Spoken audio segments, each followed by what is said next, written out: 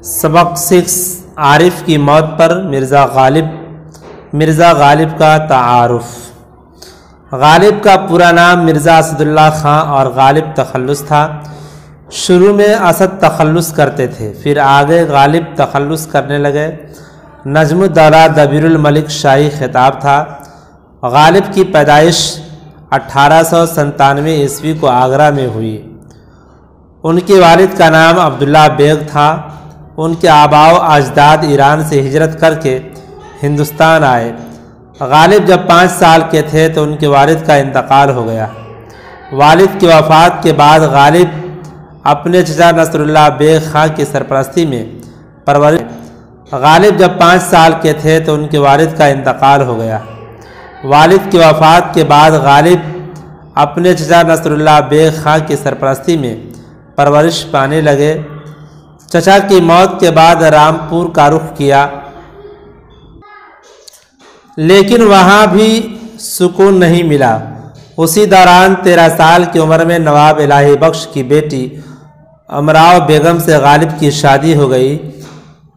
चुनांचा गालिब रामपुर से दिल्ली चले गए और वहीं मुस्तकिल सुकूनत इख्तियार कर ली और मिर्ज़ा नौशा के नाम से मशहूर हुए, जहाँ 1869 में गालिब का इंतकाल हो गया और बस्ती हज़रत निज़ामुद्दीन में मदफून हुए।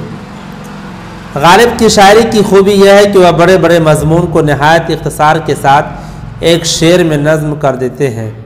उनके कलाम की मानवियत और बुलंदी आम सतह से बेहद बुलंद है। अरब जैसी हमवार गज़लें बमुश्किल किसी दीवान में नज़र आ सकती है। गालिब अपनी शायरी में दर्द व गम की दास्तान नहायत मुअस्सिर और मुख्तसर अल्फाज में बयान कर देते हैं। उन्होंने अपनी फ़लसफ़ियाना काविशों और जिद्दत तराज़ी से उर्दू अदब को रफ़ात बख्शी है। ख़यालात की पाकीज़गी, उसलूब की नुदरत और ज़बान की शीरीनी गालिब के कलाम का ख़ास वस्फ़ है। मरसिया की तारीफ़। मरसिया अरबी ज़बान के लफ्ज़ रसा से मुश्तक़ है, जिसके मानी रोने और मातम करने के हैं। उर्दू शायरी की इस्तिलाह में आम तौर से मरसिया उस नस्म को कहते हैं जिसमें किसी मरने वाले का तज़किरा करके उसके औसाफ बयान किए जाए और उसकी मौत पर रंज व गम का इजहार किया जाए। मरसिया उर्दू शायरी की एक मकबूल सिन्फ रही है।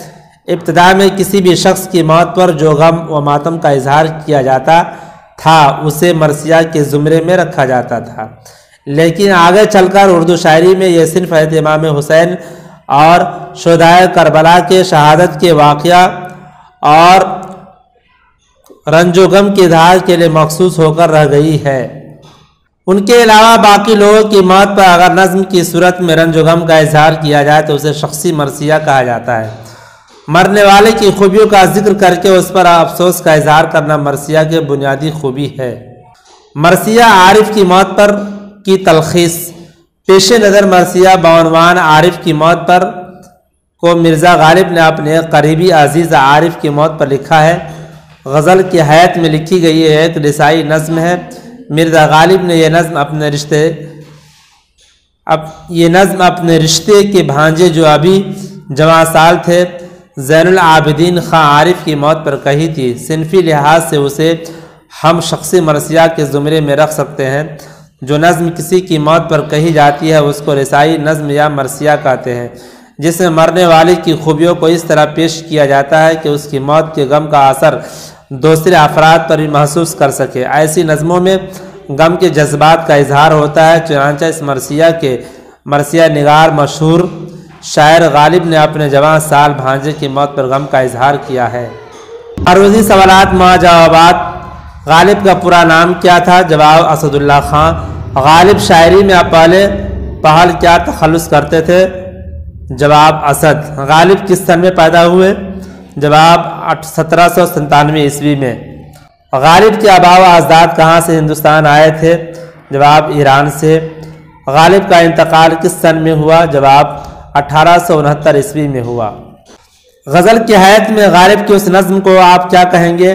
गालिब की उस नज़्म को हम मरसिया कहते हैं। गालिब की परवरिश किसके ज़ेर साया हुई? गालिब की परवरिश उनकी चचा नसरुल्लाह बेग के खां के ज़ेर साया हुई। गालिब का पूरा नाम लिखिए। غالب کا پورا نام اسد اللہ خان ہے۔ غالب کے والد کا نام بتائیے۔ غالب کے والد کا نام عبداللہ بیگ تھا۔ مختصر سوالات معجزات صنف مرثیہ کی مختصر تعریف کیجیے۔ جواب: مرثیہ عربی کے لفظ رسا سے مشتق ہے جس کے لغوی معنی رونے اور ماتم کرنے کے ہے۔ مرثیہ اردو شاعری کی ایک مقبول صنف ہے جس نظم میں کسی مرنے والے کے اوصاف بیان کیے جائیں اور اس کی موت پر رنج و غم کا اظہار کیا جائے۔ اردو شاعری کی اصطلاح میں ایسی نظم کو مرثیہ کہتے ہیں۔ اردو شاعری میں یہ صنف فارسی شاعری کے توسط سے آئے اور فارسی شاعری میں عربی شاعری کے زیر اثر مرثیہ کا رواج عام ہوا۔ شخصی مرثیہ کسے کہتے ہیں؟ جب اردو شاعری میں مرثیہ کی روایت کا آغاز ہوا تو عام طور سے جس نظم میں کسی مرنے والے کی یاد تازہ کی جاتی تھی اور اس کی موت پر اشعار کی صورت میں رنج و غم کا اظہار کیا جاتا ہے اسے شاعری کی اصطلاح میں مرثیہ کہتے ہیں اور فکری لحاظ سے شخصی مرثیہ کے زمرے میں آتا تھا۔ زیر نصاب غالب کا مرثیہ بعنوان مرثیہ عارف ایک شخصی مرثیہ ہے جو غالب نے اپنے بھتیجا عارف کی موت پر لکھا تھا۔ آگے چل کر یہ صنف حضرت امام حسین اور شہدائے کربلا کی شہادت کے واقعات بیان کرنے اور رنج و غم کی اظہار کے لیے مخصوص ہو کر رہ گئی۔ غالب کے بچپن پر 5 جملے لکھیے۔ اردو کے مشہور شاعر غالب کا اصل نام مرزا اسد اللہ خان غالب تھا اور غالب تخلص کرتے تھے، چنانچہ اردو شاعری میں مرزا غالب کے نام سے مشہور ہوئے۔ غالب کی پیدائش 1797 عیسوی میں آگرے میں ہوئی۔ والد کا نام مرزا عبداللہ بیگ تھا۔ غالب جب 5 سال کے تھے کہ والد کا انتقال ہو گیا اور اپنے چچا نصر اللہ بیگ خان کے زیر سایہ پرورش پانے لگے، لیکن چند سالوں کے بعد چچا کا بھی انتقال ہو گیا، چنانچہ مجبوراً غالب نے رامپور کا رخ کیا۔ وہاں بھی سکون نہیں ملا تو دلی چلے گئے اور وہیں مستقل قیام پذیر ہو گئے۔ طویل سوالات معجزات صرف مرثیہ سے اپنی تفصیلی واقفیت کا اظہار کیجیے۔ مرثیہ اردو نظم کی وہ قسم ہے جو غم کے اظہار کے لیے مخصوص ہے۔ اردو شاعری میں مرثیہ اس نظم کو کہا جاتا ہے جو کسی کی موت پر منظوم شکل میں لکھی جائے۔ عربی اور فارسی شاعری میں بھی اس کا یہی طریقہ رہا، لیکن اردو میں اب شہادت امام حسین اور اصحاب اہل بیت کے مصائب کو پیش کرنے کا نامی مرثیہ گزشتہ 3-4 صدیوں سے اردو مرثیہ کا بھی مجاز رہا ہے، اس لیے کسی دوسرے شخص کی موت پر لکھی گئی نظم کو اب شخصی مرثیہ کہتے ہیں۔ دکن میں 16ویں صدی کے آغاز میں مرثیوں کے آثار ملتے ہیں، چنانچہ اشرف بیابانی کی مثنوی نوسہار کو اردو کا پہلا مرثیہ کہا جاتا ہے۔ شاہ میران جی کی وفات پر برہان الدین جانم نے ایک مرثیہ لکھا تھا جو محمد قلی قطب شاہ ملا وجی اور نصرتی تینوں کے دواوین میں میراثی موجود ہے۔ دہلی میں 18ویں صدی کی ابتدا میں متعدد مرثیہ نگار ملتے ہیں، لیکن ان مرثیہ نگاروں میں سودا کی اہمیت اس لیے زیادہ ہے کہ کیونکہ انہوں نے مراثی کے لیے پہلی بار مسدس کی حیت کا استعمال کیا۔ بعد کے مرثیہ گو شعراء نے بھی اس حیت کو بہت پسند کیا اور تمام میراثی کم و بیش مسدس کی حیت میں ہی لکھے جانے لگے۔ اودھ کی سرزمین مرثیہ کے لیے بہت زرخیز ثابت ہوئی، جہاں میر ضمیر دلگیر مستحسن خلیق اور پھر انیس دبیر نے مرثیہ گوئی کو ترقی کے انتہائی عروج پر پہنچا دیا اور انیس و دبیر کی کاوشوں سے ہی ملک کے دوسرے علاقوں میں مرثیہ نگاری پھیل گئی۔